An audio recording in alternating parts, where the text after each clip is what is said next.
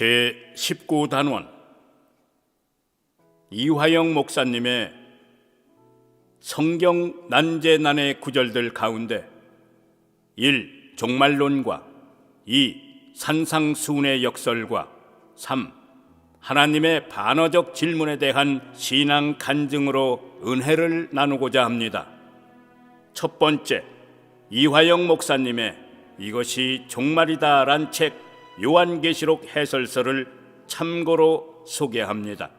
그 해석의 초점이 기발하시고 난제, 난해 내용들을 알기 쉽게 밝히고 있기 때문입니다.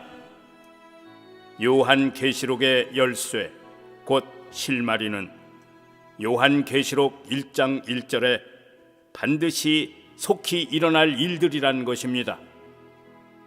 곧 요한계시록 1장 1절에 예수 그리스도의 계시라, 이는 하나님이 그에게 주사 반드시 속히 일어날 일들을 그 종들에게 보이시려고 그 천사를 그 종 요한에게 보내어 알게 하신 것이라는 말씀이 있습니다. 그런데 상기 반드시 속히 일어날 일들이란 요한계시록 기록 당시에 속히 일어날 일들이 아니라 그로부터 2000년 후 마지막 때 요한계시록 6장에서 21장까지의 말세에 나타날 여러 가지 재난들과 또 구원받은 백성과 함께 살 하나님께서 예비하신 새 예루살렘 성, 곧 천국의 모습을 보게 될 사건들이라는 것입니다. 그 증거로 예수님께서는 요한계시록 제1끝장인 22장 6절에서도 속히 될 일이라 하셨고, 또 요한계시록 22장 7절과 12절과 20절에서도 속히 오실 것이라는 말씀들로 예수님 재림 당시의 일들임을 속히 될 일들로 표현하며 재확인하여 주시고 있기 때문입니다. 그래서 요한계시록 문맥상으로 볼 때 계시록 1장 1절에 반드시 속히 일어날 일들이란 예수님 재림 직전의 사건들, 곧 먼 훗날 요한계시록 6장에서 21장까지의 재앙들과 사건들이며, 이것을 계시록 마지막 장인 요한계시록 22장에서 속히 될 일, 속히 오실 것이라는 말씀으로 기록해 줌으로써 또한 재확인시켜 주시고 있다는 것입니다. 그래서 예수님 재림 직전, 곧 먼 훗날 2000년 후의 사건들인데, 그것을 기록 당시 사건들로 초점을 맞춰 요한계시록을 해석하려 하니 무리가 생기고, 또 천년 왕국은 사도시대 이후 현 신약교회 시대를 의미한다고도 하여 무천년설이란 해석들도 나오고 있다는 것입니다. 그래서 요한계시록이 잘 풀리지 않고 해석자들마다 다르게 해석되고 있다는 것입니다. 그리고 사도시대 제자들도 그 당시 예수님이 곧 오실 것으로 착각을 하며 마라나타, 예수님께서 곧 오십니다 란 인사말로 그 당시 극심한 핍박들을 감당하며 서로를 위로하고 격려하였다는 것입니다. 그런데 먼 훗날 말세의 일임에도 불구하고 속히 일어날 일이란 표현을 쓴 것은 하루가 천년 같고 천년이 하루 같은 하나님께서는 재림 신앙으로 깨어 있기를 바라는 뜻이 있다고 봐야 하겠습니다. 그래서 요한계시록 1장 1절에 반드시 속히 일어날 일들을 확인하지 않고는 요한계시록을 바로 풀 수 없다는 것입니다. 그리고 예수님 재림 직전에 있을 계시록 6장에서 20장의 대환란과 거짓 선지자들의 창궐은 예수님께서 제자들에게 말세의 징조들로 말씀하신 마태복음 24장의 재난 항목들과도 너무도 일치하고 있기에 말세를 계시한 이 요한계시록이 사실로 나타날 것임을 알 수 있답니다. 자세한 내용은 이화영 목사님의 저서 이것이 종말이다를 참고하시기 바랍니다.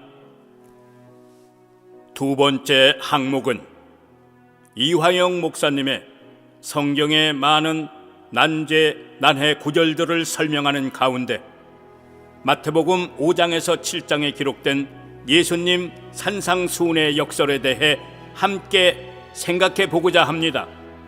말이나 교훈에는 통상 직설법으로 해서 이해되지만 때로는 강조나 충격요법으로 반어법을 사용하기도 하는데, 산상수훈은 예수님께서 새로운 복음 사역을 시작하시기 전에 그 당시 율법을 지켜 구원을 받겠다는 교만한 유대 바리새인들과 우리 모두를 향하여 인간으로서는 다 지킬 수 없는 구약시대의 율법보다도 더 수준이 높고 완전한 하나님의 공의와 율법을 예수님께서는 산상수훈에서 제시하시고 있습니다.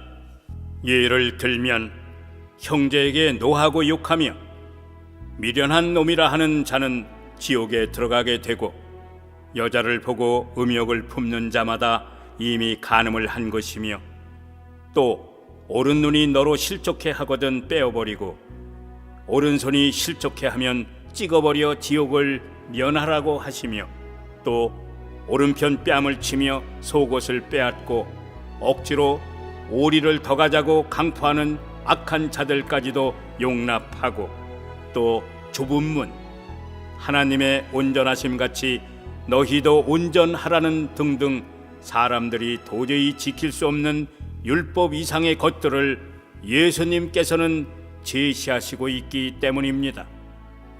이것은 사람으로서는 감당할 수 없는 이 모든 것들을 예수님께서 해결하기 위해서 온 구주이니 나를 믿고 따르라는 몽학선생 가정교사 역할을 위해 반어법으로 이 산상수훈을 앞세우신 것이라는 이화영 목사님의 해설입니다.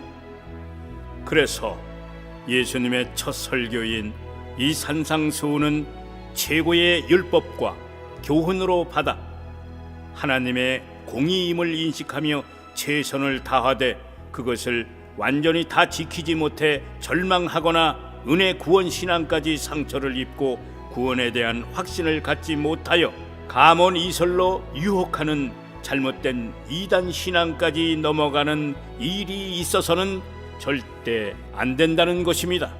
이 내용을 예수께서 그들을 보시며 이르시되 사람으로는 할 수 없으되 하나님으로서는 곧 하나님의 전적 은혜로는 다 하실 수 있느니라고 선언하시고 있습니다. 마태복음 19장 26절 말씀. 아멘.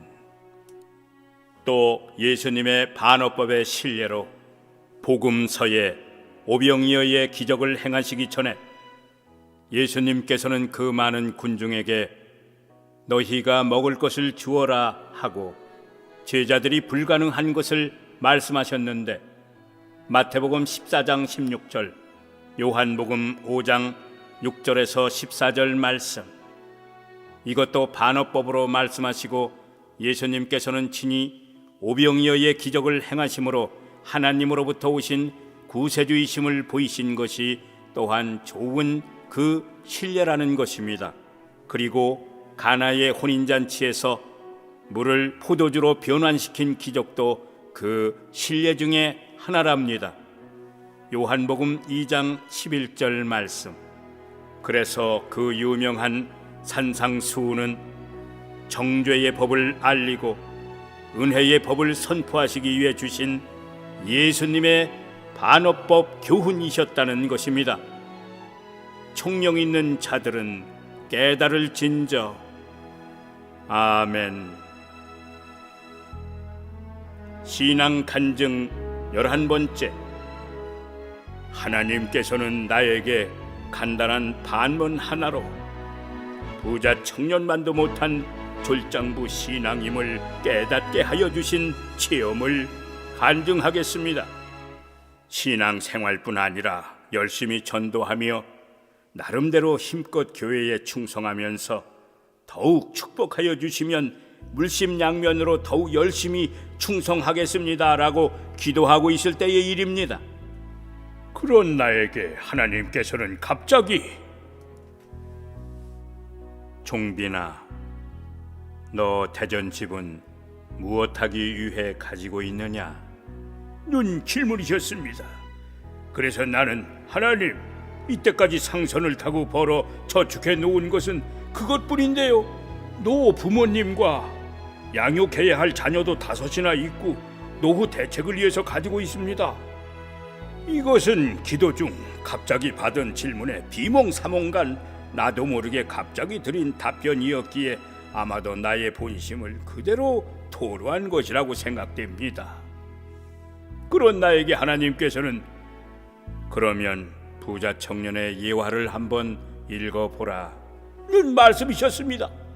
그런데 마태복음 19장 16절에서 30절에 그 부자 청년의 예화는 그동안 목사님들로부터 설교도 많이 들었고 또 나도 수십 번 읽은 성경 내용이기에 잘 알고 있었습니다. 그런데 그 부자 청년은 그 많은 소유를 팔아 가난한 자들에게 나눠주고 나를 따르라는 예수님 말씀에 큰 부담을 느끼며 예수님을 떠났기에 구원받지 못했으나 나는 예수님을 잘 믿고 따르고 있기에 구원받을 수 있다고 자신하며 그래서 부자 청년보다 내 신앙이 더 좋다고 생각하고 있었습니다. 그런데 예수님의 영음을 듣고 마태복음 19장 16절에서 30절을 읽는 순간 이때까지의 나의 고정관념에도 불구하고 나의 신앙은 부자 청년만도 못한 졸장부 신앙이구나 하는 자각과 고백이었습니다. 왜냐하면 만일 내 신앙이 축복을 바랄 만큼 그렇게 좋다면 대전 부동산은 지금 내가 사는 데는 당장 필요한 것이 아니니 그것을 팔아 가난한 자에게 나눠주고 내 뒤를 따르라 하고 예수님께서 나에게 지금 말씀하신다면 나는 어떻게 대답할 수 있을까 자문하며 예수님께서 말씀하셨으니 못하겠다고 거절할 수도 없고 아마도 이와 같은 변명을 하며 머뭇거리다가 부자 청년과 같이 근심하며 나도 예수님 곁을 잠시 떠나 많은 갈등을 하였을 것 같습니다. 그런데 그 부자 청년은 10계명을 다 지킨 1등 신자였었는데 얼마나 몸부림하였겠습니까? 그래서 그 부자 청년의 회심과 구원 문제가 궁금해서 추적해보기 시작하였습니다. 그 부자 청년은 원래 자기 신앙에 자신을 가지고 예수님의 인정을 받기 위해 예수님께 나아가 영생을 위해 내가 더 이상 무엇을 해야 하겠느냐고 질문하였는데 예수님께서는 10계명 중 구원의 핵심 계명인 첫 번째 계명에서 네 번째 계명까지는 다 지켜온 신앙이 독실한 청년임을 아시기에 아예 질문도 하시지 않으시고 선행을 요구하는 제5계명에서 10계명까지만 질문하셨는데 그것도 다 지켰다고 하니 그러면 내가 온전하고자 할진대 가서 네 소유를 팔아 가난한 자들에게 나눠주고 나를 따르라. 그리하면 하늘나라에서 보화가 내게 있으리라. 곧 천국 상급으로 말씀하셨고 또 부자 청년이 걱정하며 떠나는 것을 보신 예수님께서는 부자 곧 이 세상 재물에 집착하는 부자가 구원받기가 쉽지 않다는 것을 말씀하셨을 뿐입니다. 그러자 제자들이 심히 놀라 곧 제자들은 그들의 이웃 친구인 부자 청년의 완벽한 신앙도 알고 있었기에 심히 놀라서 그러면 누가 감히 구원을 받을 수 있겠느냐는 의문을 제기했던 것 같습니다. 그런 제자들을 향하여 예수님께서는 사람으로서는 할 수 없으되 하나님으로서는 다 할 수 있느니라 하고 말씀하심으로써 부자 청년의 구원의 가능성을 암시하시고 있음을 보게 됩니다. 그래서 그 부자 청년의 신앙 정도라면 그 후 많이 고민하며 갈등하다가 다음에 예수님께 돌아왔으리라 저는 믿어집니다. 성경 사도행전 4장 36절에서 37절 말씀에는 밭을 팔아 구제 헌금을 내놓았다는 경건한 바나바만을 특별히 성경에 기록하고 있는데 그가 바로 그 부자 청년인 것으로 나는 추정됩니다. 그런데 여기서 잠깐 주목해야 할 점은 그 부자 청년의 신앙 행위는 율법적으로는 진정 인정받을 만하지만 그러나 내 이웃을 내 몸과 같이 사랑하라는 예수님의 완벽한 복음에는 그 부자 청년도 이룰 수 없고 또 우리 모두도 마찬가지랍니다. 다만 하나님의 전적 은혜인 예수 그리스도의 복음으로만이 이룰 수 있다는 점입니다. 이것이 또한 사람으로서는 할 수 없으되 하나님으로서는 다 할 수 있다는 의미이기도 하죠. 그런데 재화를 많이 저축하고 신앙생활을 하는 것이 절대 잘못된 것은 아니지만 그러나 노후가 걱정되어 저축하고 또 쌓는 그런 심성이라면 마태복음 6장 21절 말씀에 보면 물질이 있는 곳에 내 마음 곧 내 신앙도 있다고 하신 예수님 앞에서 졸장부 신앙일 수밖에 없답니다. 그래서 헌금도 많이 하고 또 교회 신앙생활도 열심히 하며 전도도 더욱 열심히 하겠으니 더 축복해달라는 어린아이 같은 나의 신앙에 대전 부동산을 지적하시고는 그 다음 부자 청년의 예화를 한번 읽어보라고 하신 예수님은 나의 신앙이 아직 졸장부 신앙임을 스스로 깨닫도록 충격을 주신 하나님의 반어법이셨던 것입니다. 하나님께서는 앞에서 나에게 질문을 하시고 말씀을 주신 것 같이 반문하시며 인도하시고 계신데 우리는 그런 인도하심에 얼마나 잘 반응하고 있는지요. 하나님께서는 이런 반어법적 충격 요법으로 우리들의 잘못된 신앙들을 각성케 하시며 인도하여 주신답니다. 여기서 상기 예수님의 반어법적인 말씀에 스스로 적용해 보시고 각자의 신앙들을 점검해 보실 수 있기 바랍니다.